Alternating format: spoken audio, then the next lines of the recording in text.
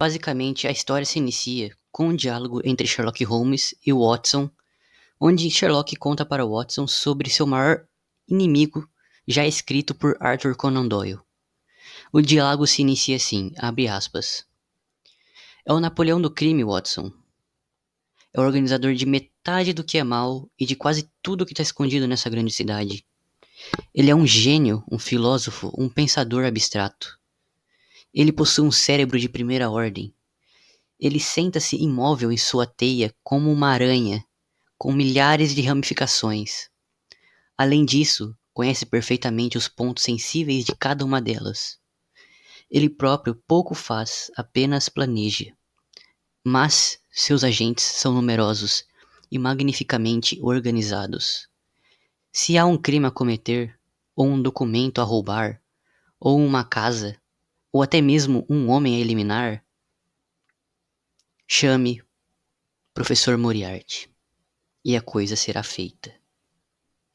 O agente pode até mesmo ser preso, porém o dinheiro para sua fiança ou defesa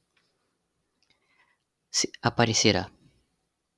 E o poder central que o regimentou nunca é apanhado, nem mesmo uma suspeita sequer.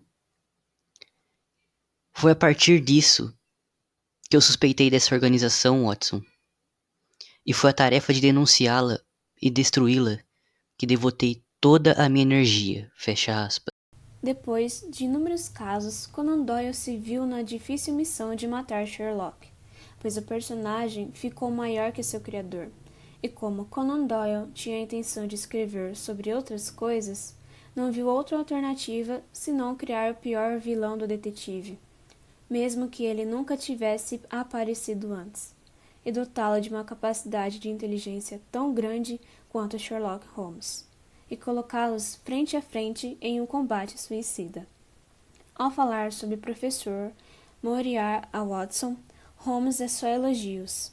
Elogia sua inteligência, sua organização e seu sucesso.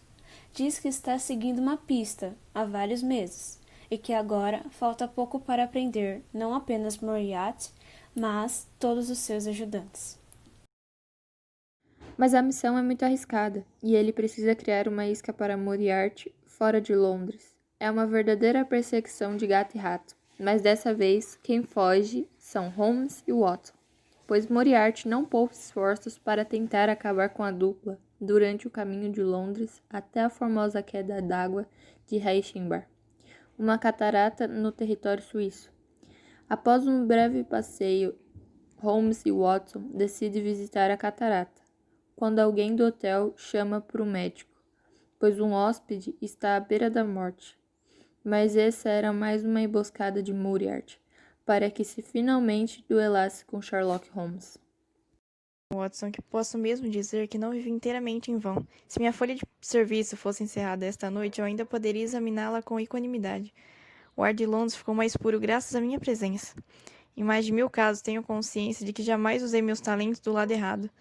Ultimamente, venho me sentindo tentado a considerar os problemas fornecidos pela natureza, em vez daqueles mais superficiais pelos quais nossa sociedade artificial é responsável. Suas memórias serão concluídas, Watson, no dia em que eu coroar minha carreira com a captura ou a eliminação do mais perigoso e capaz criminoso da Europa.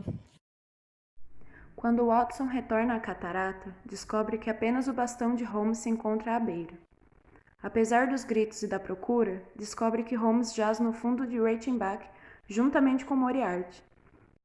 O exame dos peritos deixou poucas dúvidas de que houvera uma luta entre os dois homens e que o desfecho fora, como não podia deixar de ser em tal situação, a queda de ambos no abismo, nos braços um do outro. Qualquer tentativa para a recuperação dos corpos seria vã.